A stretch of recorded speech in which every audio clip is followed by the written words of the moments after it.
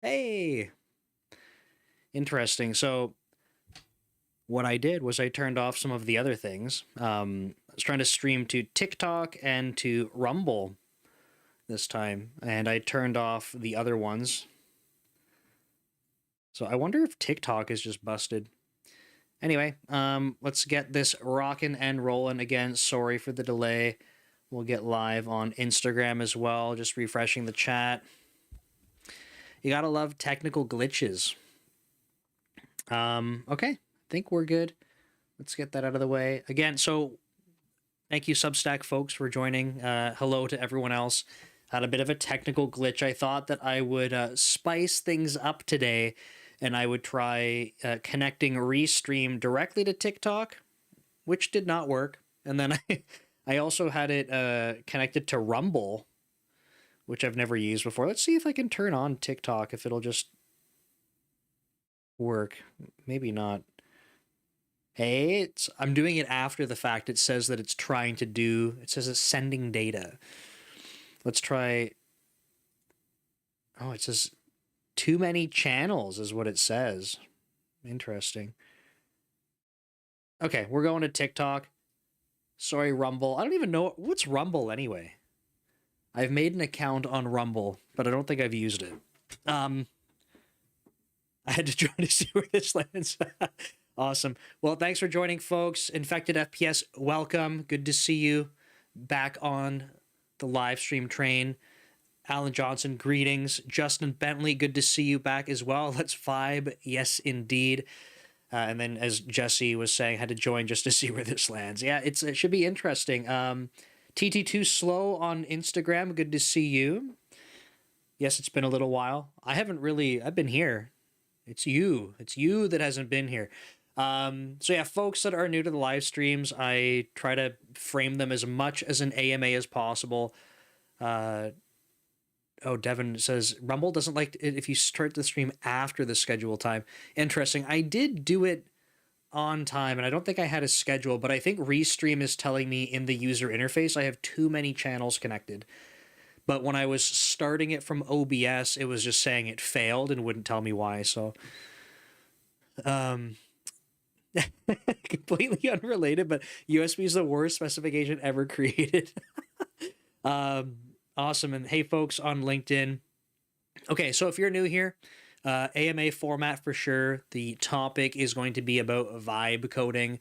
And so if you're on Substack, you already know what I'm going to say. If you are, oh, Rumble is a cesspool. Okay, well, let's forget Rumble then. Not that. I want to send, I almost pasted a password into the chat. We don't want to be doing that.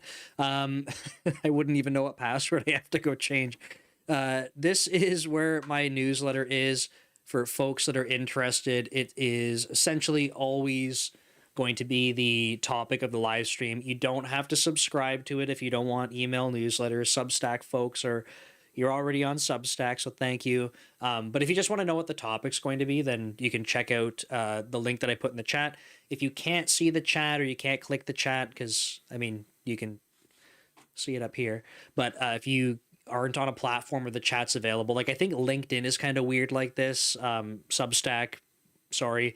TT2 Slow, who's on Instagram, also, you can't be clicking the chat. You can't even see it because it's a vertical video for you. But it's weekly.devleader.ca. Like I said, you don't have to subscribe if you're just like, I wonder what the live stream's actually going to be about. There you go. And yeah, it's going to be about vibe coding. And so this is a weird one. Probably weird for many people just because it's a whole thing right now. It's the latest craze, I suppose. But yeah, I guess there's a lot of opinions floating around for folks that that follow on different platforms and stuff. I have another YouTube channel that's called Code Commute, and Code Commute is about general software engineering topics. It's like a vlog format, and I basically just answer questions for people, or I go onto Reddit and just respond to Reddit forum posts.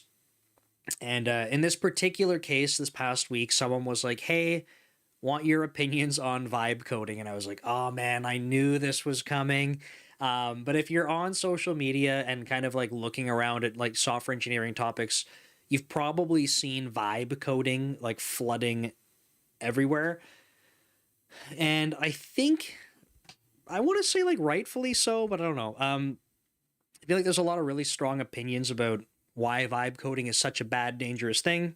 But especially on Code Commute, I try to make sure that I'm as much as possible like trying to share different perspectives, even if they're not ones that I like strongly align with. I think it's important that we like I can talk about my own perspective and then I can say here's a different view of it, or multiple angles, and that way it's not just me saying it's my way or the highway. It's we try to look at things as objectively as we can. And TT2 Slow says, and yes, I'm started taking a software engineering class through edX. edX. I'm not sure what that is. I've never heard of that, but that's awesome though. He says I've not heard of it, but I have no idea what I'm getting into. Fair enough. You and most other people, so not to worry. But vibe coding. So for folks that are happy to participate in the chat, Infected FPS is saying perfect timing on the topic considering Prime and who's TJS? I don't know who that. How do you spell it out phonetically? Because I feel like I'm dumb because I don't know who TJS is. Week-long Jan to vibe code a game. Okay. Week-long Jan maybe. Does vibe coding even actually function on a code base the size we support? Tried using new code base feature in GitHub Copilot in our code base and gave me the spinning wheel of death. Good vibes only. Yeah. Oh, that's Brad. That's my skip level manager. Brad's here. Everyone hide.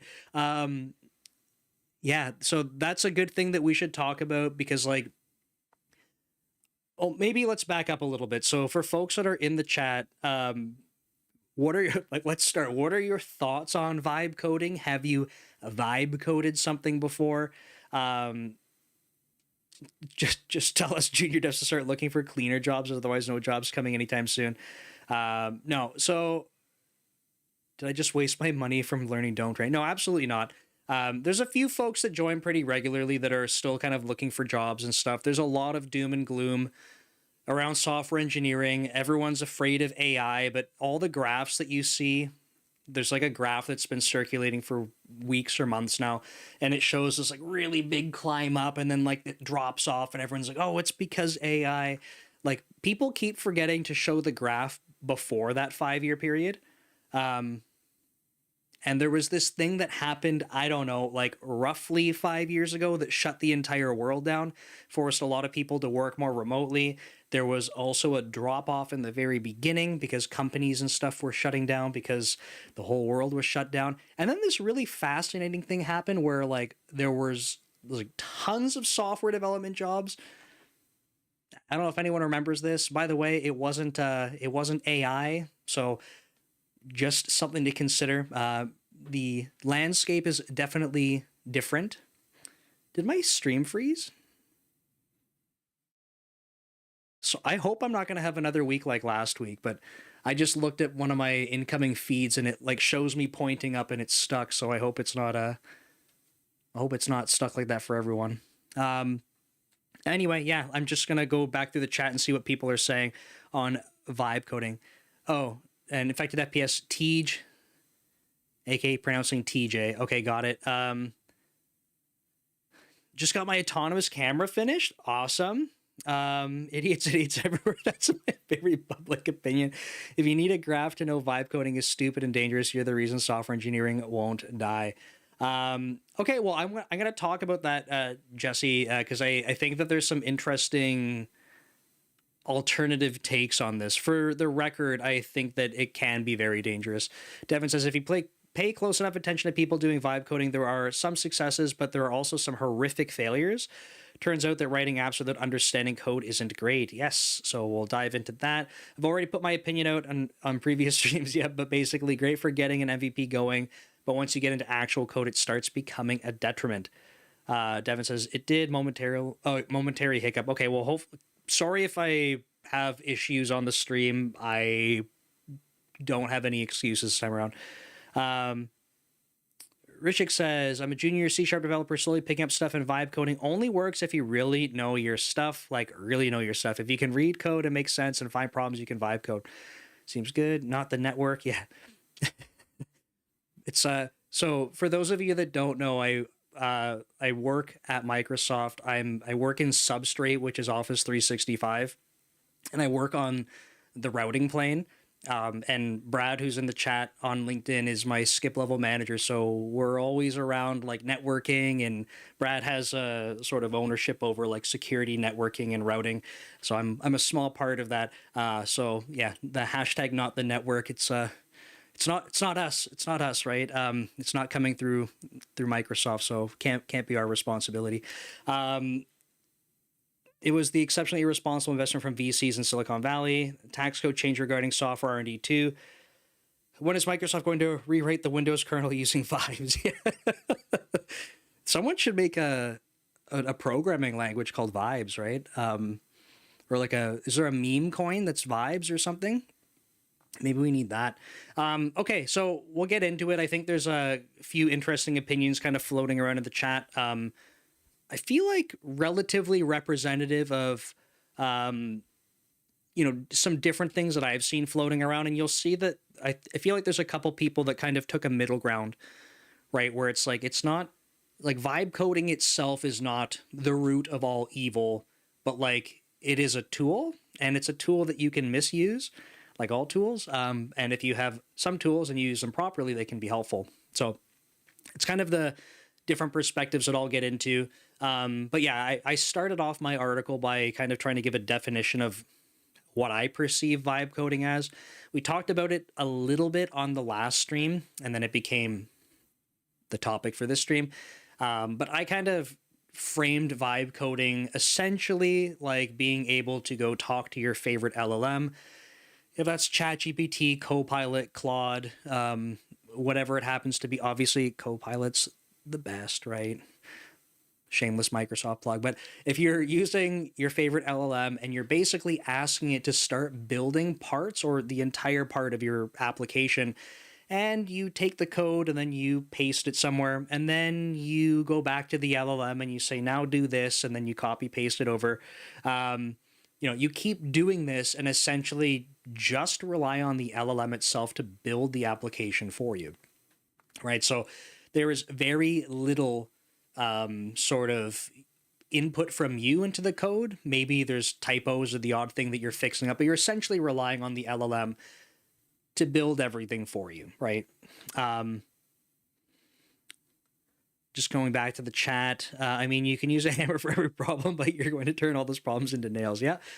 Yes, a great example from my experimenting. Stood up an API with connection to Redis and Mongo and some simple services. Vibe coded that in like a day. Once I started to get into refactoring to proper implementations, it was always working against me, no matter how prescriptive I got. Interesting. Okay, so I think that's a really cool. So I think hopefully my definition kind of made sense. If folks have a different thought on that, would be curious to hear, but that's kind of my working definition. The quick summary is the LLM does all of the work for you and you're barely checking any of it, and you just keep taking what it gives you. So I chose to start off my article on why vibe coding is awesome. And I did this for like a primary reason was to challenge myself, because I think probably like many people that have experience writing software, pure vibe coding is like probably seems like we're seeing a lot of people misuse it, right? I suspect the overwhelming majority of people that are vibe coding are probably building stuff that should never see the light of day. Should definitely not go into production. But I think that's probably why a lot of us with some experience are saying like, hey, maybe this isn't such a great thing. But I wanted to challenge myself and say, can I start talking about what I think are the positive things? So the two things that I called out in particular, I said there are two major reasons I think vibe coding can be great. And I said that doesn't mean there aren't more. So if you have perspectives on why you think vibe coding is good, feel free to put that into the chat too. Be very curious to hear. We are going to get into the other side of this as well, like where it's dangerous, maybe why not to use it. But if you have some use cases, and I know Infected FPS shared one where he was using something, was using vibe coding for something, made some progress, right? Was able to make a bunch of progress in a day. And then he called out the flip side as well. But if you have some positive experiences, share that. That'd be great to hear. But the two that I said kind of stood out to me was number one, dramatically reducing the barrier for entry for people getting into development. And I know that some people don't like this. It's some people will say, well, the barrier's there for a reason, right? Maybe not to have a huge barrier where you're trying to turn people away from like ever getting into software development, but people I think are suggesting, rightfully so, that software engineering as a field, as an industry, is more than just writing code, and I absolutely agree. When I'm talking about the barrier to entry being reduced, the reason that I like this is because I spend a lot of time over, I don't know how many years now, probably like most of my career. So just shy of like, I don't know, just shy of 15 years, spending time trying to like basically help junior people, whether that's their junior as developers or they're like, hey, I was thinking about getting into this, don't know where to start, don't know what I'm doing. I spent a large part of my career, if not all of it, trying to help people kind of get past that barrier. This kind of thing started when I was like, I don't know, back in like high school and stuff, outside of even software development. And it would be things like tutoring in math. I don't like math. Certainly wasn't good at it in university by any means. But when I was in high school, I was able to fast track math and I was doing math tutoring and stuff like that. And I always found like a common pattern was that people would just write themselves off and they were like their own biggest barrier. So they would be saying things like, for math, let's say, like, oh no, I'm too stupid for that. Like, I just don't get it. Like, I'll never be good at it. They have a million excuses. And it's like they wouldn't even try, right? They already have it in their mind. They're like, I'm not going to be good at it. I won't bother. So the reason that I think that as a barrier to entry thing is helpful is because I have spent so long trying to help other people get started on things and just realize like there's enough other barriers to entry for everything. So like we don't need to create artificial ones for ourselves. Right? I write articles and I made videos on like you don't need to have like a strong math background to be a programmer. Is it helpful for logical thinking and reasoning? Yes, absolutely. But like do you need to be like good at calculus or like discrete math to be able to be a programmer? No, not at all. Like I am not good at those things anymore and I can still program. So being able to reduce the barrier with being able to leverage something like vibe coding where you're saying to an LLM, I would like to be able to do something here. Please give me some direction. Like immediately barrier reduced, you start seeing things come together. Not saying they're good things necessarily, but things start to come together. Brad says, look, vibe coding gets people interested, just like Photoshop got people interested in graphic design. That was Brad. I've got experience with my son, which has made him more interested, and we push stuff to his own repo, and he's stoked. I think it's awesome. You got to be curious to try new things and leverage new tools. Yes. Now, I might challenge Brad a little bit on this because we're not sitting together in the office, but I think Brad is in a great spot when he's talking about his son here because he's able to probably give his son feedback as necessary. Right? Having a ton of experience. So I think that's like a super cool example, right? Where you can get people interested, kind of like say like, hey, look, here you go. Here's a little bit of something. You want more? I think that's super cool. And Brad can offer guidance. And I think that's awesome. And probably where people get more nervous about this is they're like when there isn't the guidance. So if Brad's son was like, hey, look, I published my own app to Azure, and thanks for your credit card, Dad. Brad might be like, wait a second, what do you mean? But I think that's where we start to have more concerns. But in general, like having that barrier reduced, super awesome. An example that I like to think about, kind of as a software developer, when is it pronounced Dolly, the image generator? like, so as a YouTube creator, right? I don't know if you've seen my channel. The original thumbnails were just like absolutely terrible. Thankfully, I have a video editor that's making thumbnails for me now. But I was like, okay, I need a stupid picture of my face because that's what YouTubers do. And I'm like, I can't do anything artistic because I suck at art. Notice the negative self-talk, me already creating a barrier for myself. So I'm like, I need a title on there. I need to be making a stupid face. And I had some thumbnails like this. Then when Dolly came out, and it was like version 2, because whatever the first version was like nightmare fuel. It was like melted images together of like random things, and I was like, I don't know how anyone's ever going to use this. But when the second version came out, it was nuts. And I remember going, oh my god, for the first time I can actually talk to AI and have it make a picture for me, because I am not good at drawing. I don't spend time drawing. I don't spend time doing digital art. So I don't mean to say that I could never be good at it, but I've never spent the time practicing. I don't want to commit the time to try and get good at it. I find it very frustrating. But I did notice that when I could prompt Dolly and actually have it create things for me, all of a sudden I was like, I'm able to do this. So I had, as Brad was describing with Photoshop, I sort of had this moment with Dolly where I was able to like start doing something with it, and it seemed like suddenly I had like power at my fingertips. Now, did that mean that all of a sudden artists around the world went out of jobs? No. It just meant that I finally was able to start creating some things and feel like I could do something. The barrier was reduced. So that was my first point on this. There's a lot of stuff going on in the chat, which is awesome. I'm just kind of scrolling back through. Devin's saying, Team serve 30 internal departments, different domains, and our tiny apps we could have written was limitless. Yeah.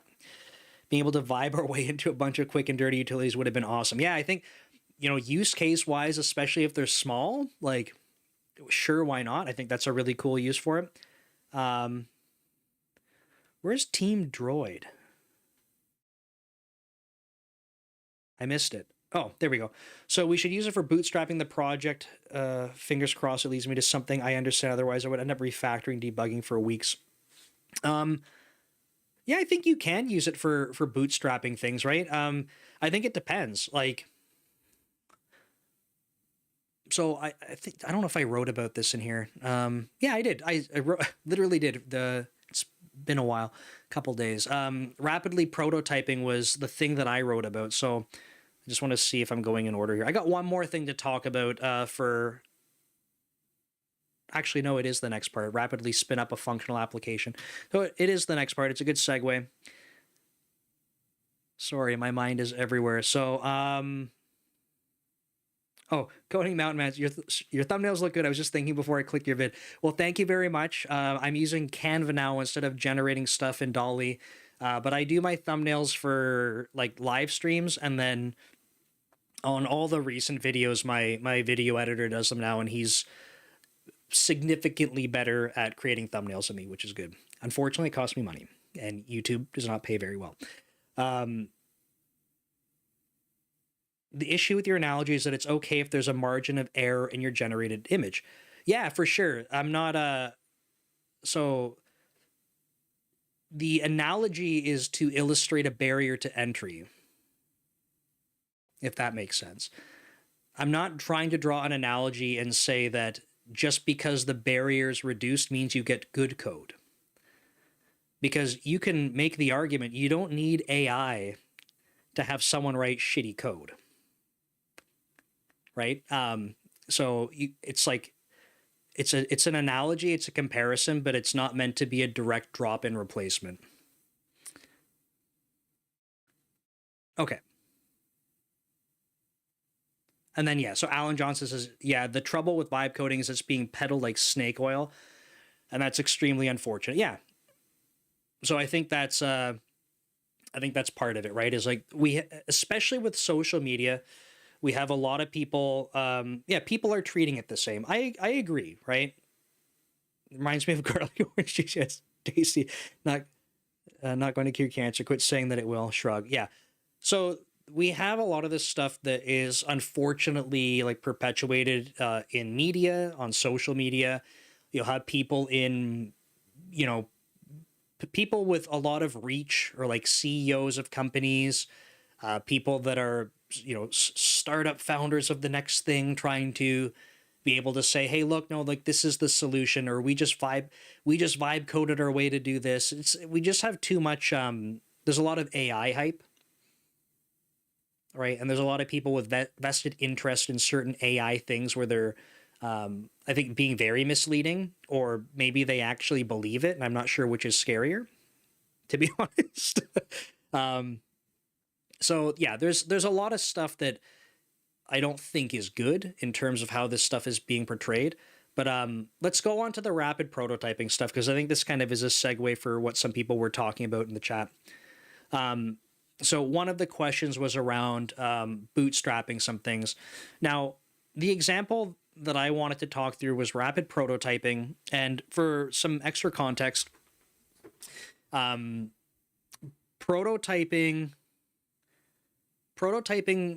is not necessarily something where, depending, I don't know how many people have like spent time actually like prototyping, like I want to say like seriously, like either in terms of their career or doing that as like a more strategic thing versus just kind of messing around. But when I did prototyping work like professionally, the idea was that prototypes are meant to generally answer business questions, right? So you are trying to, in my opinion, you're trying to code as little as possible to be able to answer a business question.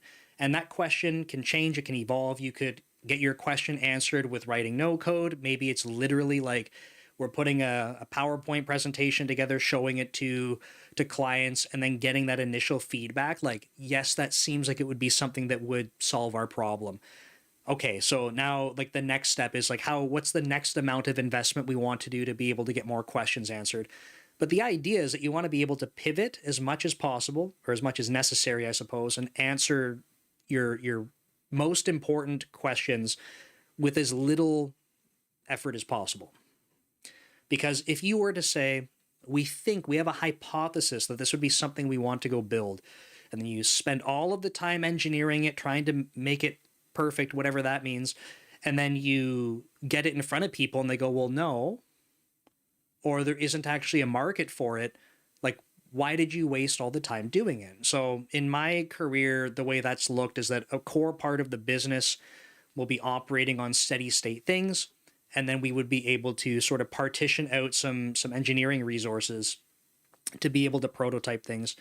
And that would often mean like pulling up a tech stack that was like, we don't even know anything about this, or some good examples. Like one that came to mind, I think I talked about it in Code Commute, was we had to do like OCR, like object character recognition, optical character recognition. I can't remember what it stands for, but essentially being able to take pictures that have text in them and extract the glyphs so that you can form actual text to operate on. So I was working at a digital forensics company, and the idea was that if they had images, right? Lots of images show up in these cases, and if someone had a picture and there was some signs or something, or there was any text because maybe there was a picture of a book or whatever it happens to be, being able to find words unlocked something really interesting, because if you had text, you could keyword search it. Now you could keyword search pictures. It's not going to mean an exact match necessarily, but if there was some text that could line up, trying to find and make correlations between anything could be dramatically like more efficient than you searching for it just by scanning through everything one by one. So what do we know about OCR libraries? Well, we knew absolutely nothing. So we had to go crawl the internet looking for different options, what's paid, what's free, what are licensing terms, and then go run analysis on these things to go see what's most effective, what types of images do they work well on. So we had to go prototype a bunch of different things and then measure and experiment with them. All right, so this is one example, but the idea of being able to vibe code in this case would have saved so much time, because you, instead of you going, let me go like search the internet to go find the thing, now go read documentation, go try and figure it all out, go like tinkering and standing things up. You just ask the LLM, right? You just say, like, in the OCR example, give me 10 different OCR libraries, that are either, and give me a variety of like paid for options, free ones, open source, like different licensing terms, whatever you want. Gives you a list, and you say, great, now I want you to build me a sample application that can, given a set of pictures, whatever, can perform the OCR on it. And then you could even say, like, I'd like to go help me construct a benchmark for this, right? And then you basically just walk it through what you want it to do. And I think, honestly, we could have done like OCR investigation and analysis, instead of it taking weeks or something, could have been in a couple days or something, like just completely different. So that's one example. I'm just going to go back to the chat because I saw Brad say something else in here. So, no, I think it might be really good at code refactoring. I need to take this C++ code to Rust. I don't think it's ready yet, but my money will get there. Yeah, I recently asked it to convert an API from one vendor to the next, and it did a good job when I provided the API documentation. Yeah, the really interesting thing about that, I mean, it makes sense, but I feel like I don't remind myself enough about this. If you give it something like an API, and even if you like give it some, you talk about the API or what it does, that's extra context for the LLM, which is helpful. But if you could give it the documentation for the API, just like so much more structured context around this, it can just do so much better, I find. And Brad says it can save time and solve the blank canvas problem. Absolutely, yeah. AI is not a magic lamp you rub to get wishes. It's a statistical model. Yeah, I wish it was a magic lamp, though. That'd be kind of nice. Solutions it throws are going to reflect the data it's being exposed to with the highest frequency. Yes, that's true. And also, just a note on that from Alan. I think something interesting to call out, too, is like around the framing of like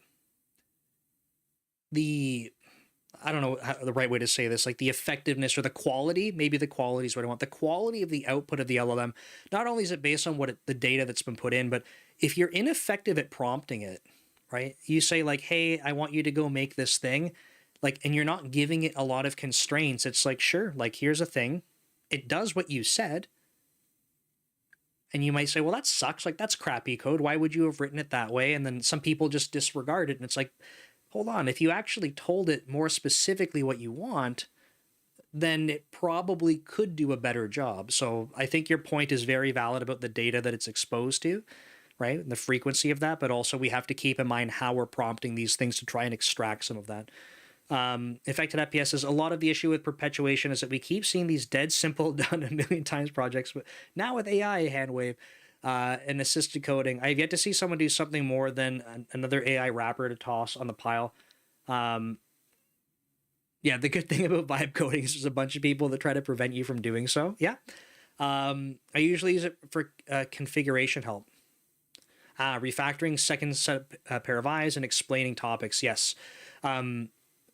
More recently, I've been trying to challenge myself to make sure that, like, I've been programming for a long time now, but I'm trying to make sure that I do follow up and ask the LLM more things, right? So when I'm exploring stuff, I even will say, like, I've been prompting it and I'm like, here's all the stuff that I've been thinking of. And I will say, is there any other information that you would consider? Any other questions that I should be talking about here?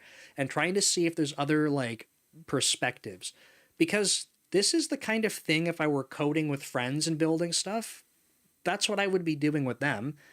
Or my colleagues, probably a better example. I don't code at work. But if I were coding things with other people, the goal would be to try and incorporate other perspectives. So instead of me just telling the LLM, it's really nice to be able to say, hey, like, give me some other ideas. And then it's like, oh, I never thought of that. Or maybe some that I'm like, oh, duh, like I should have asked that. Like I know better. But in other cases, it's suggesting things where I'm like, oh crap, I didn't even think about asking that. Like, probably pretty good. Um, I'm doing tons of MC work in Rust, and it can help scan through tons of data sheets really quickly. Can't imagine letting it actually choose registers and then just running with it. Postman, yeah. Yeah, Jesse says, knowing that you have a prototype is important, though. Important distinction, right? By the way, just wanted to say thanks to Microsoft for all the contributions to the Rust ecosystem. Yeah, we'll take credit for that. Specifically, Brad and I will take all of the credit. We'll pass our regards on to, I'm just kidding. We can't take credit for that specifically. The LLM is your rubber duck. Yes, Alan. So that's a great way to put it. A lot of the time, historically, I have not been doing that as much as I should. And I think that one of the things that like I can really get a lot of value is by rubber ducking with the LLM. Vibe coding, in my opinion, is coding where someone knows nothing on the coding process and literally can't understand the code. We know what we're doing as devs. These aren't the vibe coders you're looking for. Yeah. So it's true though, right? Like we're in a situation. I'm assuming most people on this stream are developers. I know we got. Well, I think he might have dropped off, but Buddy from Instagram is trying to get into software development. So he would say like, no, I don't know anything. But you know, a lot of us that are on this stream right now or in the chat are people that have coded before, right? Have built systems, have, you know, maybe some people are junior and that's fine, but we've been exposed to some of these things. So we're at least in a position where many of us can start to kind of challenge what we're seeing, right? And as Brad was kind of saying, like most people, when they're talking about vibe coding, the overwhelming majority seem to be this group of people that's like, I don't actually know what's going on, but look at me, I'm a developer now. Which again, I like the idea the barrier can come down and people can get into it. What I don't like is when people start using that as an example to say, hey, look, we don't need software engineers. Because just because code can be created does not mean no more software engineers required. Youngbird says, how long until our tech infrastructure collapses from vibe coder engineers? Well, hopefully there's enough things in place that prevent us from getting that far. Honestly, I know there's like people are genuinely getting kind of concerned about this because they see how much vibe coding over the past, I don't even know how long now, is picking up, trending on everywhere right now. I think like fair reason to feel concerned, but at the same time, I don't know who's going to be building other systems on top of vibe coded stuff that we feel like we can't trust. Unless more people push up vibe coded stuff faster than people can stay on top of, and the LLMs get trained on it, and then we all fall apart. So maybe it'll happen. I bet it would be good for pseudocode or for parsing feedback and generating user stories. That's an interesting one too, especially given like feedback is obviously like natural language. People have written it out, so being able to extract concepts and patterns and stuff could be great. I think that's a very interesting idea. Yeah, lots of cool stuff in the chat. Thanks folks for sharing. I was going to share a recent vibe coding example to kind of acknowledge what Brad was saying about the audience though, right? Like again, I am someone who does develop software. So and maybe I'll pause because this is an important distinction to try drawing at this point. It came up earlier in the chat. People had this this notion of like, hey, look, if you're brand new or you don't really understand what's going on, it seems like vibe coding can be kind of dangerous, right? You're taking code, stuff's happening, you don't really know what's going on, and you say, thank you, next, like, give me the next piece, let's keep adding more stuff to this. You might see something that looks like it's working, but again, there's a lot more going on under the hood that you might not understand. And when you start to get too far away, and this thing's got legs now, it's like, you know, at what point do you start going, is there any amount of robustness here? Is there any amount of security? Like, are there any safeguards? Like, there's a lot of stuff that we have to consider. In my case, though, as someone who does develop software, I can at least put some of my own safeguards in place before going off the rails. But my most recent example, I think I actually did this on Friday evening before writing this newsletter article. I was challenging myself to, I've talked about this before and it's kind of awkward and I'm a little bit embarrassed to explain this, but when it comes to like, the way I define it is like mapping coordinate systems. When I have to write code that maps coordinate systems, even if we're talking about like arrays, okay? So like something that's very simple. It doesn't even have to be like two-dimensional. Just taking array segments, or like if you're like a C# developer talking about spans of things, even substrings and stuff. This is something that I need to draw pictures for. If I don't have a picture, everything falls apart for me. I don't know why.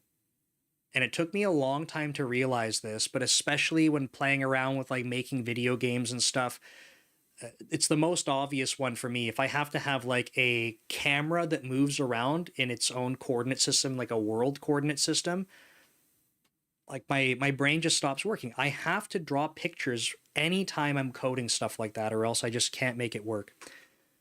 So Brand Ghost is the sort of the application that I've been building that lets me post to social media. If you've been on the live streams before, I talk about it at the end every time. But in order for Brand Ghost to do its job effectively, the goal is that it should be the least amount of work possible for the content creator or the business running their social media to take a picture or whatever they want to do and they want to post it to a platform, right? The less work that the user has to do, the more effective our tool becomes. Because if I said, look, we can post to 10 social media platforms for you, but that picture, it's not the right aspect ratio over here, and that's the wrong file format over here, and the maximum file size, it's not going to be okay on this platform. Every time you wanted to go add a picture into our platform, you'd be like, this sucks. Like, it's too much effort. Thank you for being able to post it everywhere, but no thanks. It would just be a pain in the ass. And we want to make sure that we can reduce that problem as much as possible. Because as someone that posts to every social media platform, having to do it manually, I know it doesn't sound like it's a lot of work to go copying and paste a post and upload a picture. But when you're posting like 5 times a day to 12 plus social media platforms, now I do it for 2 personal brands and a business, it's like 25 social media accounts every day. I'm not doing that multiple times a day. It's insane. So the goal is to do it once, right? So the idea is that right now, when you upload media to Brand Ghost, it doesn't actually try to change the format of anything you've sent. Most recently, I realized, I don't know why TikTok is like this. I don't think TikTok allows you to post PNG pictures. JPEGs, WebP, not PNG. Why? I have absolutely no idea. It's like one of the most popular picture formats ever. Doesn't work on the API. So I said, okay, on the fly, I'm going to convert this. Simple library to do it. Great. But then I realized this problem I already just explained to you, which was on different social media platforms, we might have aspect scaling challenges. And this is where it comes back to my sort of embarrassing problem, is that to map these coordinate systems, my brain just doesn't work. And I'm going, if I wanted to write something that could automatically aspect scale things and fit them sort of without having to scale them up, but they could add padding and stuff like that, you better vibe code this TikTok issue. You want me to do it live? So in all honesty, I have it on my other computer, but ChatGPT is not loading my conversations. And I don't know why. I put it into like a project in ChatGPT, and it's not showing it. And I don't know why that's the case. I'm just double checking right now as I'm saying this out loud. Maybe we'll do it. Maybe we'll just do it live and see what happens. I'll redo it. I've already kind of gone through it though. So Spoiler alert, what I wanted to show on the stream, and yeah, we'll do it live, why not?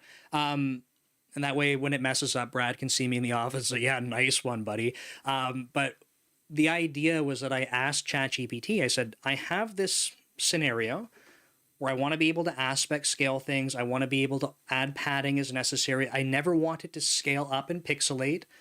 Assume I have a library to do the picture conversion. I need you to do this for me. And I gave it some guidance, and then I just kept rolling with it. And I was like, okay. But the difference is I can see the algorithm and I can see what it's doing and go, oh, that's not going to work. Or maybe that would be a good option to include. I know I said we didn't need to worry about it, but let's have an option for it. But I had that feedback loop that I could rock and roll with. So maybe let's try vibe coding it. I'm going to check the chat before I go. Oh, nice. Cheap viewers on Streamboo. Very cool. Well, you are blocked forever. There we go. Out of context, what do you think about Blazor Hybrid? Should I go for it?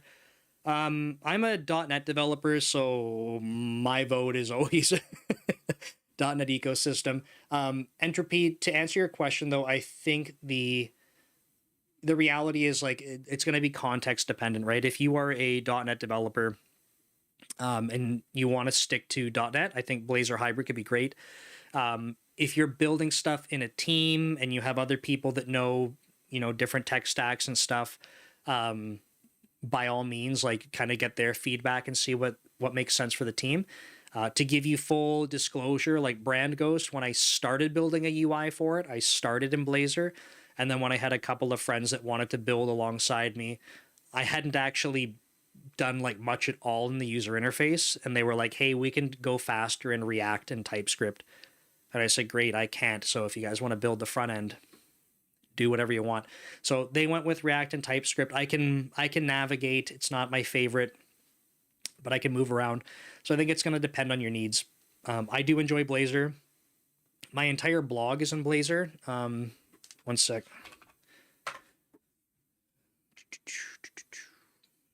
So if I flip over to here, only available to members. I'm not going to log in on my own site. Let's go back over here. Let's pull up another post. So this entire website is in Blazor. It used to be in WordPress. Steven Giesel has a Blazor blog engine. So I took that. He's actually really awesome to work with. I was giving him feedback and stuff, and he built out some features like that paywall that we just saw. That was something I was like, hey, like when I go to move over from WordPress, I really want to make sure that I can have a paywall. So he built that feature. But yeah, this is all, it's in Blazor. I love it because it's all C# for me, super familiar. And then when there's any fancy like front end stuff, I say fancy, this website's not fancy at all. I vibe code that with v0.dev. I just go there and I say, here's some code that's there and I need it to look like this. And then I don't even know what I'm copying and pasting, and it works like 99% of the time. It's awesome. So yeah, I like using Blazor, but I'm biased. ChatGPT be killing my vibe coding often. Should I expect you to talk about how these things have raised the bar for junior roles? Employers literally need the whole IT role, team or junior dev, like they require lots of stuff. I'm not sure if I understand the second part of that. Let me keep reading though.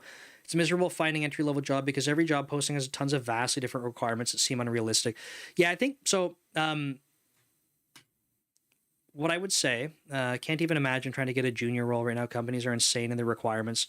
Yeah, okay, so one thing that has always been the case, and I'm not saying people always get up in arms when I say this kind of stuff. I'm not saying it's easy to get jobs right now. Disclaimer, full disclosure, that's not what I'm about to say, so don't come at me with your pitchforks. It has always been the case where on job descriptions, they ask for requirements that are over. Even on junior roles, it's always been the case. Is that happening more now?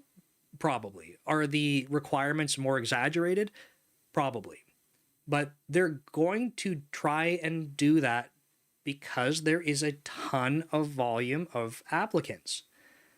So I know Devin knows what I'm going to talk about here because Devin watches like all of my code commute videos.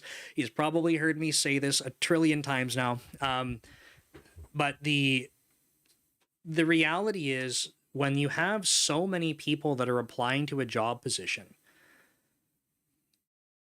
people need to find ways to reduce the number of candidates that they're sifting through. Now, I'm not saying how they are doing that is good.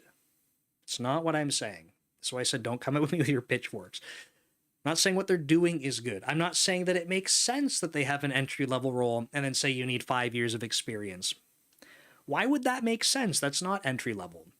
But when you have so many applicants, if they just keep increasing the bar, it deters people from applying.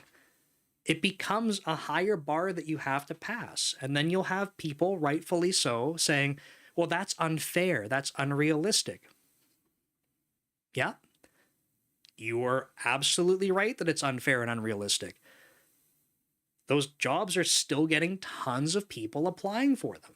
It's just the reality of the situation. So you're able to look at this in a couple of different ways. You can say, well,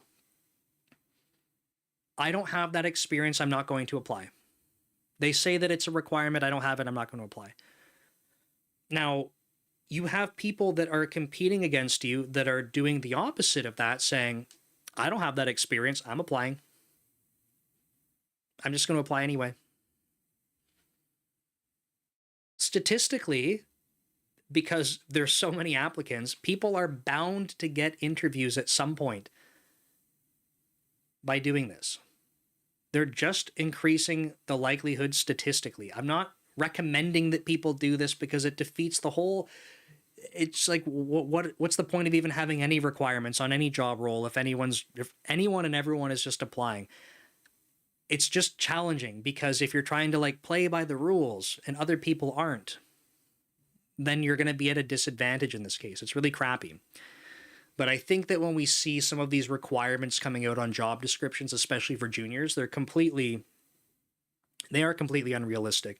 I don't know the job descriptions that we had up, but over the last 16 months, like just over 12 months, I would say, but I'm saying between 12 and 16, I've hired junior developers. I've interviewed junior developers. We've hired junior developers.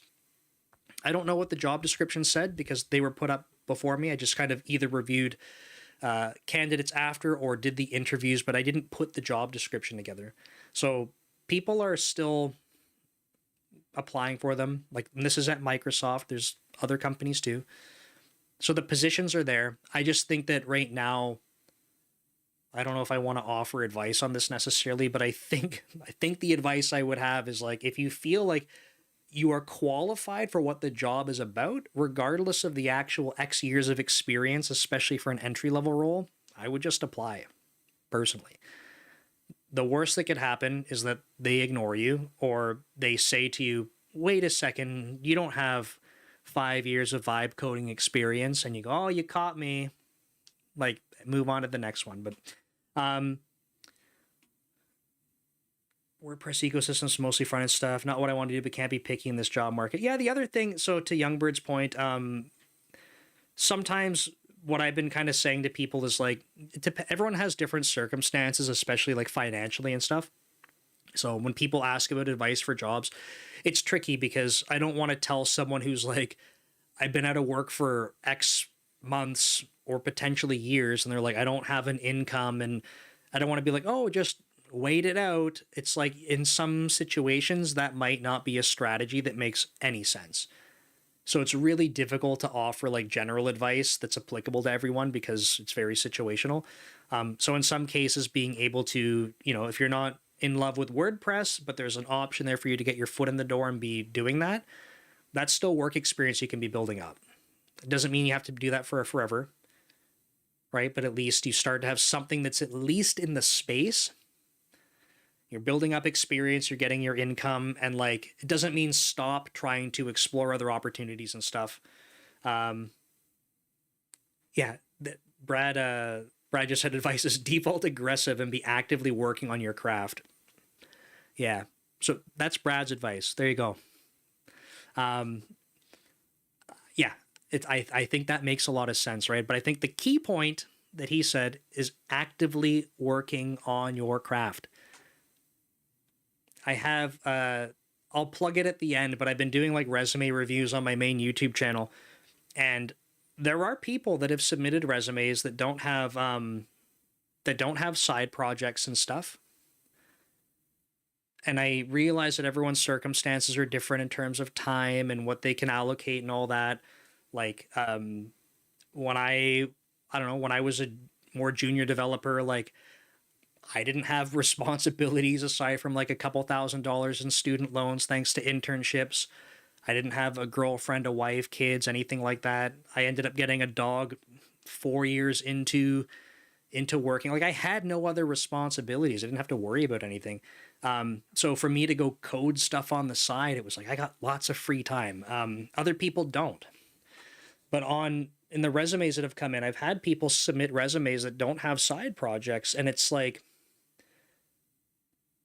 the reality is that you're going to be competing against other people that do. So sometimes people will say it's not fair, I don't have time to do that. And the difficult thing that I have to remind people is like it's not necessarily about being fair. It's not like that's outside of your control. What is in your control? Because that's all that you can really do. That's all that you can change. You can't say it's unfair that someone else had time for side projects and I don't. Because yeah, like that does sound unfair, but like what's anyone going to do about that? The only person that can make a change there is potentially you, especially if you want to prioritize your time differently, even in the short term. Let's go back into the chat here. Why is this controversial? It's an employer's market right now. Yeah, of course they're going to set the bar high. It's not because of AI, that's market saturation. Yes, I agree. But Alan, I think it's controversial because my take on why it's controversial is that they're upset, right? And I've noticed that when people get stuck, they start to, instead of trying to, this is why, like in a lot of my videos, especially on Code Commute, I end up trying to tell people focus on what's in your control, because what happens is people get frustrated, and then instead of going, okay, like what can I do? They feel like I've done everything, I've tried everything. So the only other option is that we have to look outside of ourselves and start blaming things. And I realize that for people that are frustrated, they're probably like, well, Nick, you're an asshole then. But like that's the point is that you can literally only do what you can control. So you do not get to control what the employer sets as their minimum requirements. That's not up to you. But you can choose whether or not to apply there. That is in your control. Temper expectations about kinds of companies you want to go for. I got my current job in 22, answered like 2 C# questions, shot the breeze, the panel. Yeah, so there are companies out there looking for good people. It's hard, right? It's hard to talk about this stuff because everyone has these challenging situations, and you know it's kind of just the reality of the job market right now. It's very tough. Okay. I said we were going to try to vibe code this. Technically, it was going to end my stream. That's not the screen I want. Not a GPT. One sec. Sorry, I just realized I'm not sharing my screen either, so you can't even see. Okay, let's... Okay. So does this mean that AI is the reason behind raising the bar? No. It's not necessarily the reason why. Could be for some companies. I'm sure it's part of it, but there is a massive influx of developers. There are a lot of people, and when I say this too, I don't want people to. It's not meant to be like offensive or anything like that. There were a lot of people that entered the market thanks to things like coding boot camps. Right? So I'm not saying coding boot camps are bad, but I think a lot of coding boot camps are predatory. I know plenty of people that have gone through coding boot camps. They've been very happy with that. But I think a lot of boot camps have been predatory, and they basically tell people like, hey, in like only a few months, you know, we're guaranteeing you like a high paying software engineering job. And it's like, it's just not a good way to look at things. Like, people don't like when I do this comparison, but I'm going to do it. I was programming when I was 14. And by the time I got my first full-time job, I would have gone through high school, 5 years of university, and then got a full-time job. However many years that is, 9 years of programming. And I was building stuff on the side the whole time. And if we don't like that answer, okay, because I had internships, then it took me 4 years, and then I got an internship in university because I was in an internship program where you're basically forced into getting internships. The system forces you into it. So I graduated university with 2 years of work experience. That was my cheat code. I graduated and had 2 years of work experience. So when people are saying, like, I went to a boot camp for a few months and I'm expecting to get a job, I'm like, I don't know how, honestly, but I feel like people were deceived, right? Like, I was told I will be an expert. I was told I'll be able to. You'll be able to build things, but the problem is you and many people that went through the exact same thing all now have a very, very comparable set of skills, and no one has differentiated themselves. And there's been a massive influx of individuals like this. It's not to say that they're not capable or they can't do amazing things, but in terms of showcasing your abilities and your work experience, everyone that went through that is at the same spot. And a lot of this is like, well, I'm a front end like JavaScript developer and I can build React apps. And it's like, yes, there's many people that just went through this. And I think a lot of that is contributing to this. Okay. Lots of people in school are told development is the only job they should have. Let's see, vibe coding. Okay. Let's get to the vibe coding. Okay. No pressure, Nick. No pressure. Okay. Vibe code away. Okay, so basically what I did was something like this. I wish I had my chat, but maybe this will be better. Okay, don't mess up, Nick. Don't mess up. Just vibe code. Sorry, if you're on Substack, you won't be able to see any of this. If you're on Instagram, you get a very narrow window of what I'm going to type here. So folks on Substack, so sorry, but this will be on YouTube and stuff if you want to check it out. It's all recorded and saved after. So what I wanted to do was something like this. And this is awkward because I have to say it out loud and type it because I don't want to be silent as I type here. But the idea was like, I would like to create an algorithm that can resize input pictures. And then I need to give it some constraints, right? Because like that's very generic. So I do not ever want to upscale a picture because I do not want to lose. I don't want to lose resolution. So if we scale something up, it's not really going to help. I want to ensure that I can maintain aspect ratios, and that's not even the right thing. I need more context. So, and I need to explain it to folks at the same time too, so you know what I'm trying to get at. I want to be able to take a picture, and let's say it's 9 by 16. So if it's 9 by 16, it's going to be 9 wide, 16. So it's going to be portrait. But if it's 16 by 9, that's the destination. Like that's a really weird one, right? 4 by 3 and 3 by 4 might be more tolerable. Or if you had 3 by 4, 4 by 3, and you want to make it square, that might be more tolerable too. But the idea is that I want to give it anything, and it can add in padding on either side and size things properly. So I want to ensure that I can maintain aspect ratios of the original image. So the extra context I want to give here, so the context for using this algorithm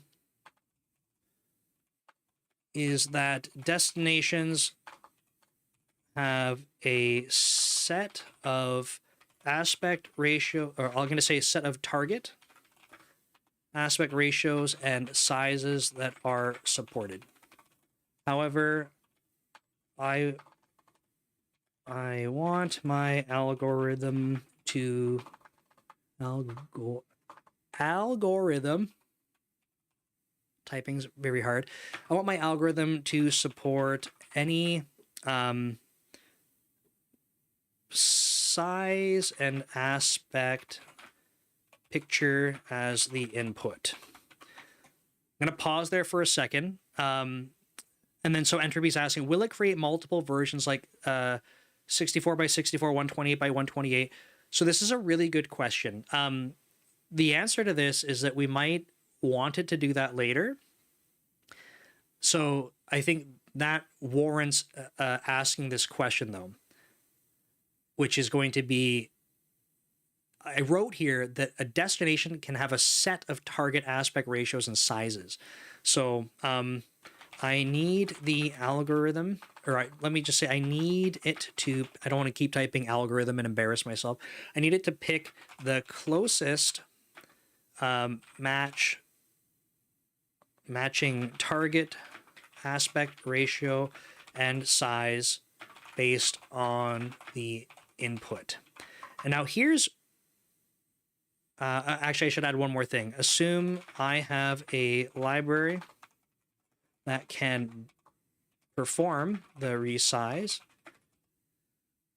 of the image, but I need to give it the proper dimensions.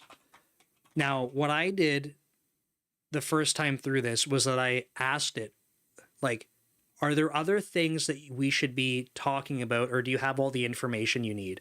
So are there other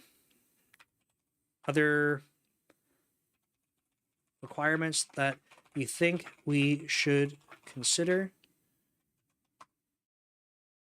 And this was step 1. I'm going to check the chat. So I'm actually working on resizing images right now, except I'm working with massive multi-gigabyte images.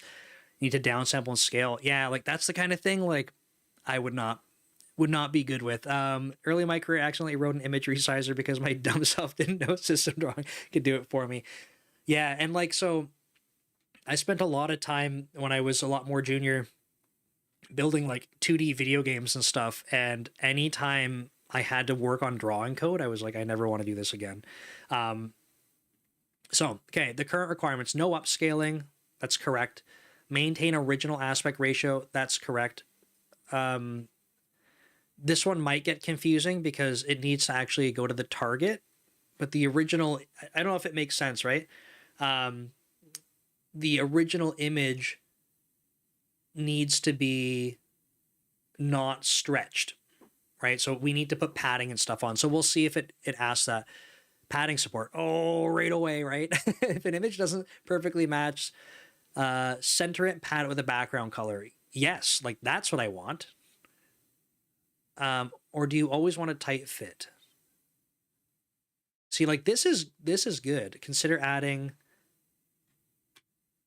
So what does this mean though? Or do you always want a tight fit? Letterboxing not allowed. No, we do want padding because if it needs to do a tight fit. So I want to say no cropping. We cannot crop the original picture. Hey, Taman, good to see you. Welcome back. Optimization preference, minimal scaling versus minimal padding. Okay. So it wants to understand what to optimize for. And I wonder if this is picking up on my other chat, like if it has a bit of a shared memory, because one thing I'm noticing is that it's suggesting these as parameters. And when I did this the first time, it absolutely didn't. And I said, maybe we should add them as parameters. So I think that's cool. Cropping, no. So I'm going to tell it, no, we don't want cropping. And for context, the reason I don't want that, 4.0 does have memory. Does it have memory across other chats, though? I'm assuming it does based on what I'm seeing here, because it seems kind of suspicious that it's saying some of these things. So yeah, we're going to say no to cropping. Yes, but only for photos. Okay, good to know. Thank you, Tayman. Cropping support, no. Orientation awareness, some images might be rotated. Oh. I'm curious about that. How does it auto-detect the orientation? Fallback strategy. What if none of the target sizes work without upscaling? I don't think that this is possible.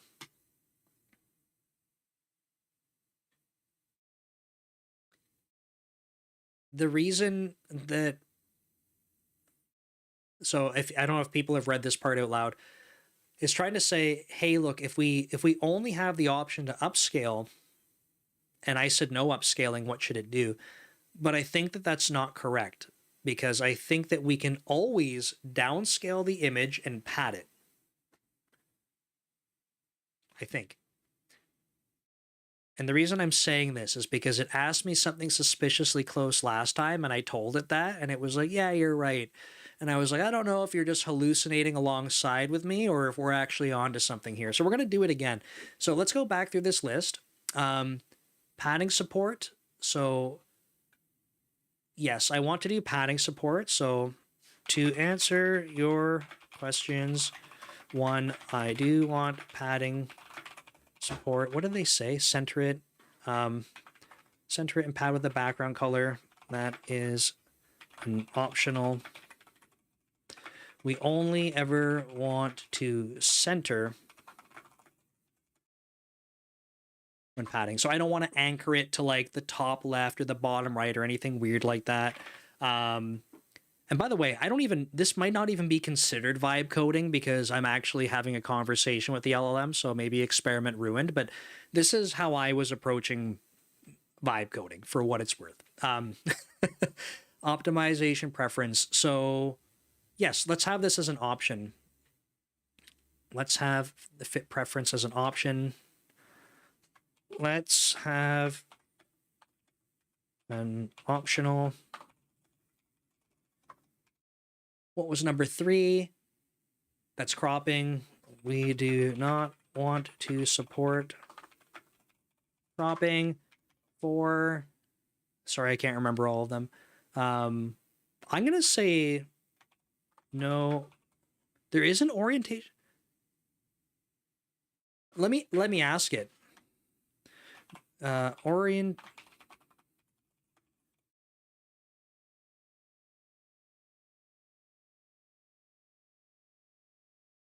For this.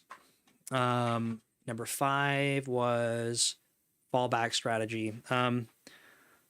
Are there... No, I don't think there are scenarios that we cannot support. We can always scale down and add padding. And number 6 was what?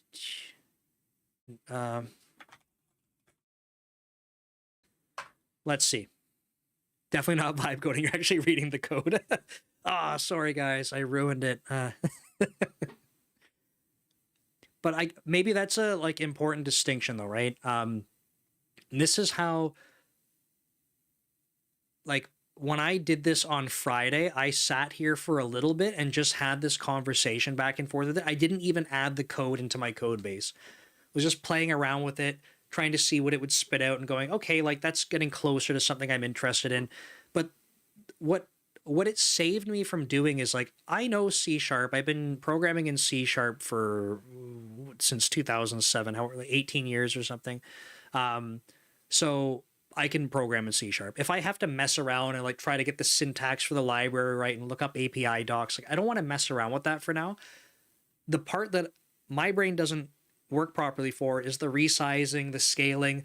The part we're going to get to hopefully very soon is like when we want to ask it to draw onto the canvas, I need to know a source rectangle and a destination rectangle where to pad, which is technically just filling in the original or the destination canvas. My brain is not going to work properly. I already know this when it comes time to putting the sort of the source rectangle onto the canvas in the center. I don't know how to do that. Like it's a very embarrassing thing for me to admit, but I know what I don't know. Oh, Lila just broken. Lila is my dog. We'll see if we can get Lila on the camera. She doesn't like being picked up. Oh. Say hi, Lila. Okay. She goes like rock solid when you pick her up. She's like, nope, I don't like this. Okay. This spat out some stuff, right? There it is. Okay. Key behaviors: preserve aspect ratio, never upscale, padding, yes, with optional background, always center the image, yes, no cropping, compares portrait versus landscape. I don't feel, oh, it's going to say this. Yeah, I don't think this is what I want. Please do not include orientation.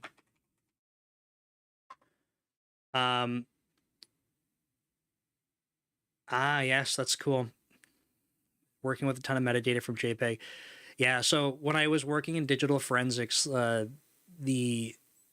using EXIF data was always really cool. Being able to plot stuff on a world map and stuff, which is like fascinating because you could see, especially when we were like getting test data and stuff, you could see like people would use their device, take pictures, and you could literally tell like just where people are going. And if you combine that with a timeline, you can tell a whole story about like where someone's going around taking pictures, like physically and chronologically. So the problem with EXIF data is like, despite all of the EXIF data properties, like nothing's normalized. Very cool that it exists. Very unfortunate that it's not normalized. Okay, so we'll skip orientation awareness. Ready to move forward with the implementation. Yeah. Let's rock and roll. You're my best friend. Do you think that'll help? Infected FPS. I do a ton of the same with just seeing what it will generate, though I used it more as a designer for my latest idea. Actually worked great. Cool. Quick examples in pseudocode. Very cool.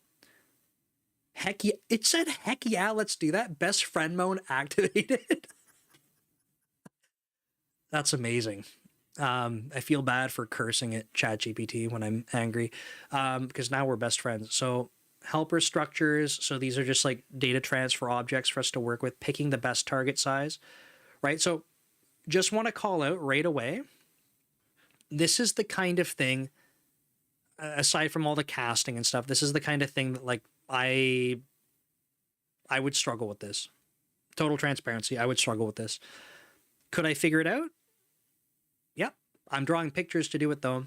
So let's read through this, right? There's target sizes, and if we go back up, size was just a width and a height, and it has an aspect ratio on it by definition because we can infer that. It says never upscale, skip if either target dimension is bigger. So something that makes me nervous, we haven't looked at all the code yet, is that this could potentially blast through these. And I just want to make sure, return best match. So there's a bug here.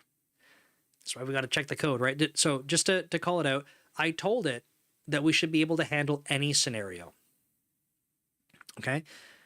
So if we look at this code for each target in target sizes, if somehow we keep hitting this condition, it will blast through this for each loop, continue, continue, continue, continue, right? And if we jump all the way to the end, it returns best match, but its best match is assigned to null in the beginning. So we have to tell it to fix this bug. I don't even want to read the rest of the code yet. Aaron says, if you use positive language with ChatGPT, it does seem to improve the outputs. That's cool. It makes sense when you think about it, the fact that higher quality training samples were more likely to contain that sort of language. I never thought about that. Yeah, it's not the idea that you are being nice to it, but it's like more correlated. Hello, my team leader doing mobbing to me. How can I resolve? He said, you don't know how to write software, etc., but I experienced 2.5 years. I lost my mentality for for this bad word. Mobbing. I think Mehmet, to answer this, there might be more context needed. Maybe if you're okay with it, if you want to send me a message on social media, so you can send a message to, I know you're on YouTube right now. If you want to send a message to Dev Leader on any social media platform, so like Twitter or Instagram, whatever you want, or just Nick Cosentino on LinkedIn, send me a message. You can write up about it. I'll keep you anonymous, although so don't put any more context here. I can make a video and generalize it if you'd like. But I think that in order to answer this properly, I think I need more context. But basically, I don't think there's ever an excuse for anyone to be condescending to other people at work in a professional environment. Full disclosure, I don't know if Brad's still on here. I have said before on live streams that I'm going to be 36 in April. As a 36-year-old man, if I were ever in a job and I had a superior to me trying to be mocking me or being condescending in a serious way and not just having fun with me, I would resign. That's it. I have absolutely zero tolerance for it. I do not let my father mock me. I will tell him to be quiet, on the spot. I have no tolerance for it. If you're going to be condescending to me, there's absolutely zero space in my life for that. So I don't think that anyone should do that to another person unless you're that you're having fun with the other person and it's a joke, right? I'm okay if my friends want to horse around with me and I'm doing the same with them.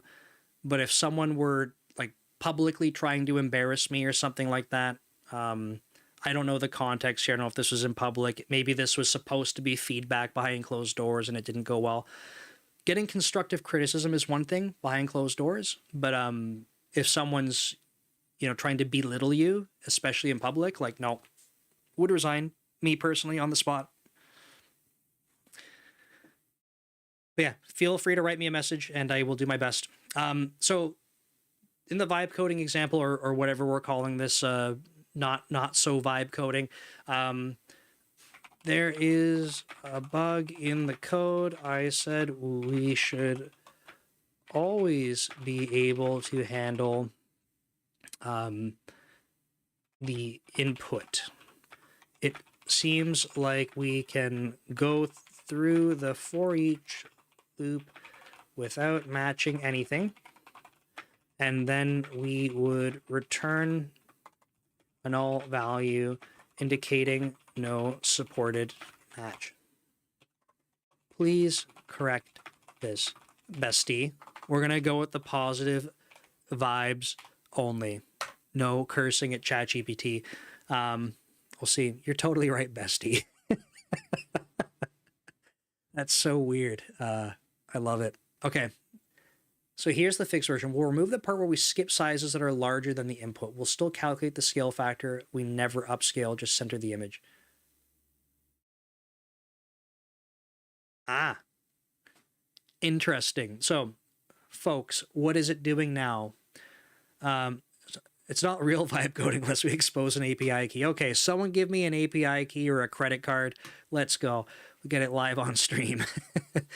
So for those that were paying attention, the for each loop before used to check at the beginning. I'll just scroll up to it, right? Used to have this condition here, which as a result meant that we could potentially blow through this whole for each loop very quick and then not pick anything.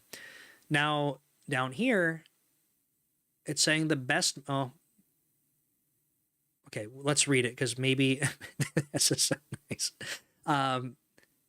We can still go through this loop. The best match is default, but I think it means we will always initialize it to something. As long as there's something in target sizes, we should be okay. So it says compute how much we'd scale down to fit this target size. Interesting. So it's finding a ratio and picking the min between them. Important, never upscale. Okay, I feel like this is gonna do. I have to think about this. I don't feel good about this. And the reason I don't feel good about this is because I don't know if it's going to keep the aspect ratio now. Right? So if it's coming up with the scale, or maybe the aspect, this is why my brain doesn't work on this stuff, right? I'm nervous that by doing this, it's not going to scale it properly, but this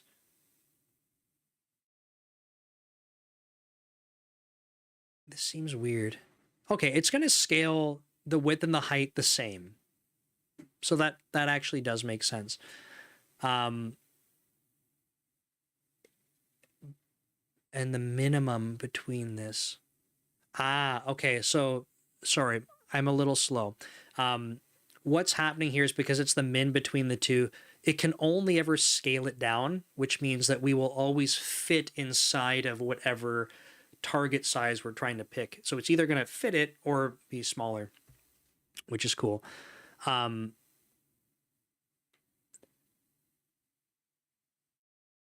still questioning about how that's going to work when the aspect ratios don't match. Maybe I can ask it because I don't know.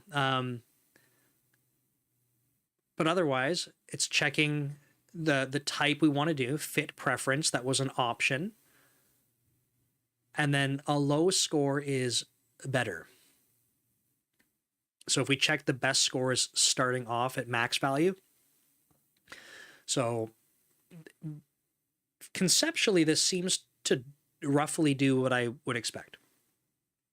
So I want to ask it though, in a situation where the source and target are different side or aspects, will this work if the, I just want to double check before I ask it, if the target is greater, I have to ask it both ways because I don't even know. Target image is larger than the source. What about if, you'll see where this train of thought's going, by the way, because I have another question for it after this. What about if the source is larger than the target? So I'm trying to, I have a scenario in my head that I can't seem to understand properly. And this is real, by the way. I'm not like, it's not a contrived example. I literally don't know. So I'm trying to ask it both directions to see how it will explain it. And maybe I will understand it better. So, okay, so on the source is smaller, and it's giving me an example, right? So different aspect ratio, something like this, 1.35, we clamp it to 1. There's no upscaling. So the scaled image stays at this size. And that, like, to me, that actually helps a lot, right? So I know if that's what we have to fit in, we didn't scale it up, it's going to stay at that size, we add padding. Now, if the source is larger than the target, it's going to scale it down. So here's the new dimensions, 1080, 810. That fits within, so we're going to pad. Okay, I feel better about that. Now, again, for me doing this before an LLM, I'm not lying. I didn't know this. What I would need to go do is draw examples out. I would have to come up with the examples, get paper, and sit down and draw it. And there's nothing wrong with that. That's how I've had to navigate this my entire life, doing this kind of stuff. But I didn't have to get pen or paper. I could just ask it, and it literally explained it to me in a way that I could understand. So I think that's super cool. So now it gives me some examples here. Awesome. Can we discuss coded tests on this? I would like you to code in C# using XUnit. Maybe I'll ask it what scenarios should we consider for inputs and outputs? Right, I have some ideas, but I'm curious to see what it says. We want to validate, pick best target size. So what it's doing is regurgitating some of the requirements that I gave it. In XUnit, if you're not a C# developer, you might not know what some of these things are. Fact is just how you label a test in XUnit. It's called a fact. Should always return a target. So this is interesting. I know I've heard people say that they like using LLMs for writing tests. This isn't how I would name this test. This should always return a target. And then they pick a scenario. They pick a scenario where, based on the implementation of the algorithm, they know that it needs to pick a target. This code does not, like, if I were reading this, this to me is not should always return a target. This to me is that we're picking something that is, it's literally just smaller than the targets. So just one example, right? I don't think this test is bad. I just think that it's the wrong name for the test. This test happens to prove that this does get a target, but it doesn't conclusively tell me that it always will, right? That's my opinion on that. Should not upscale when target is larger. That's, I think, a really good test. What I'm interested in, though, when I read this is, does the aspect ratio matter? I'm going to ask it to do a change to these tests. I'm not going to talk about this first one, but this one, I was saying that something I'm concerned about is, does the aspect ratio matter when trying to compute this? Aaron, yeah, I said XUnit and C#, so it knew. The other thing, though, is, and I don't know, for when I did this before on Friday, I've never done this in other cases, but I have like a project in ChatGPT, and then I thought the memories would be constrained to that project, and you can give it like a default prompt or something. And I told it there, like, my unit testing framework is XUnit, my language of choice is C#, so that I don't always have to keep prompting it. Yes, family first, that's fine. So yeah, I prompted it specifically this time, though. But I think here I want to ask it to change this to a parameterized test. Should always prioritize minimal scaling. So it's going through the functional behaviors, right? So I'm just going to do this one quickly because I should probably wrap up this stream. Bonus scenario ideas, edge cases. Ah, very cool. Multiple. So, okay. Let's add. We say the edge cases you described, not disturbed. Let's also parameterize. I would like to see different source and target sizes to prove it works. Boom. Affected FPSO, you tell it to ignore memory. Interesting. Okay, so this is the last little iteration we're going to do on this one. But I did ask it to add some edge cases. And for what it's worth, when I had this on Friday, I said, I want you to do this one. Like, I suggested this to it because it didn't come up with them. Because I was very curious. Oh, so it did them all again. But you can see, if you're not familiar with XUnit, a theory is a parameterized test. And there's the parameters. And then these are the input data. So you can see that we have the source and then target right after. So great. I would like to believe it. And then I would go run this in Visual Studio and debug it. Where is the should pick target with same? Yeah, should handle 1x1 image. Interesting. That was one of the edge cases. Should prioritize minimal padding. Oh, I thought there was another one that was like extreme.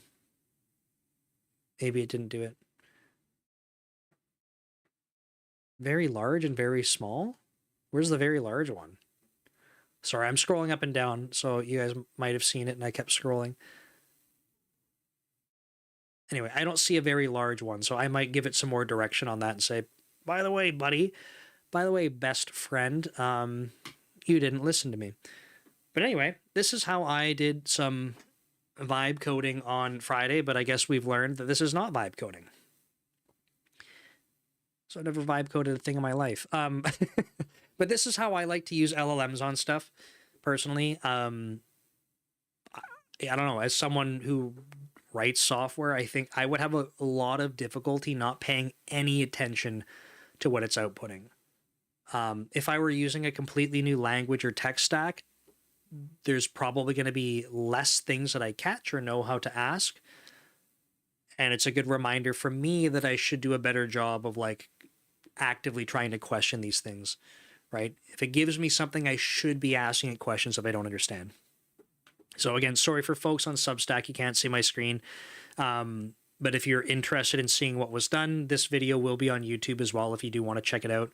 You don't have to rewatch the whole stream, but if you wanted to see this part, might be interesting. But folks, I'm going to wrap it up there. So I'm going to do my normal kind of sales pitch, which I always do. This is the newsletter article. It's got my dumb face, along with actual lump in my head. I guess I got a weird shaped head or something. Right? It's kind of weird. That's what you get for being bald, I guess. So if you're interested, I'm going to put the link in the chat again. There it is. Substack folks, you're already on the newsletter, so you know what's up. But yep, this is it.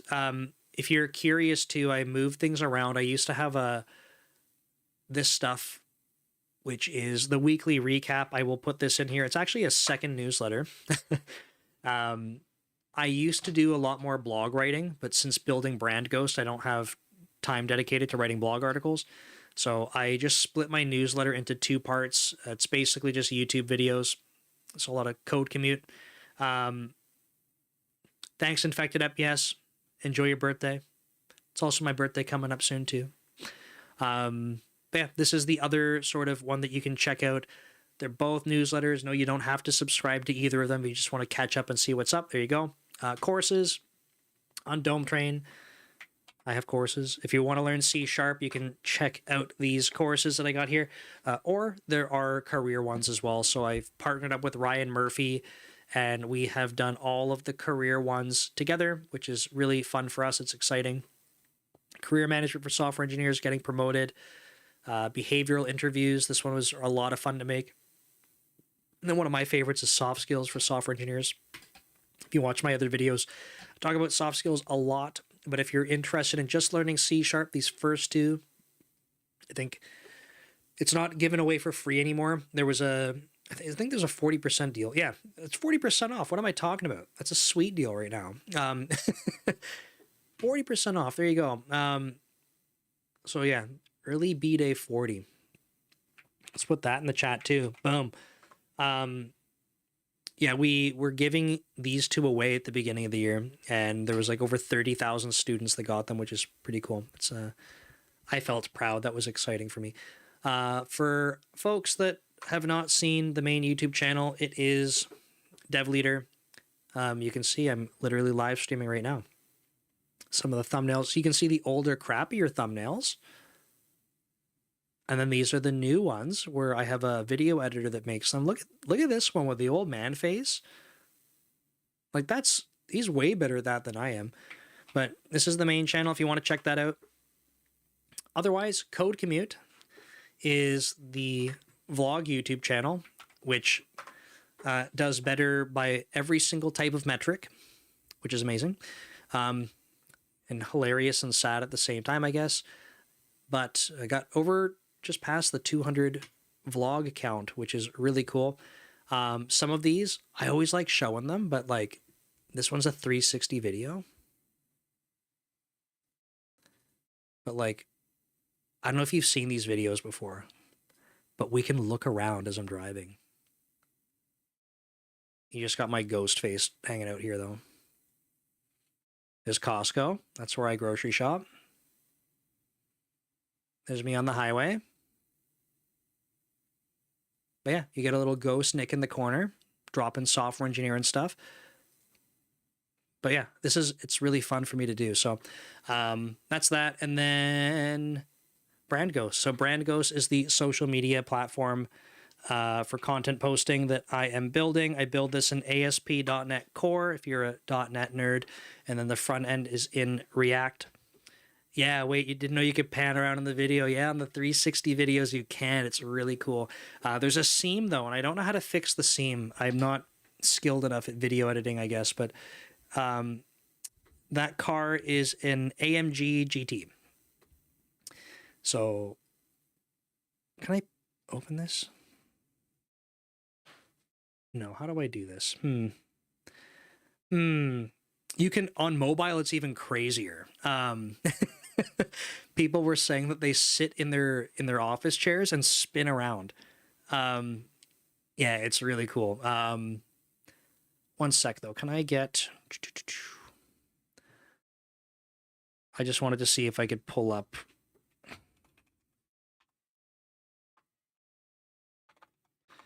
a picture. Oh, man.